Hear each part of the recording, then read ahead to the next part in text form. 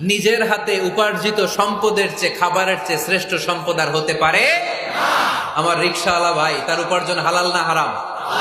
আমার কুলি মজুর ভাই, উপার্জন হালাল না হারাম? মাথার গাম পায়ে ফেলে ফ্যাক্টরি ওয়ার্কাররা যে বেতনটা পায়, এটা হালাল না হারাম? তাদের দোয়াকে কবুল করে নিবে কে? এজন্য যুবক ভাইরা, never under estimate any job.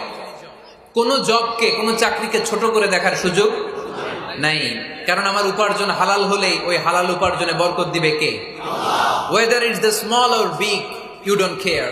এটা তোমার কেয়ার করার দরকার নেই। চাকরি পেলেই একটা ঢুকে যাবা, চাকরি পেলেই ঢুকে যাবা। কারণ আমাদের চাকরির বাজার মন্দা।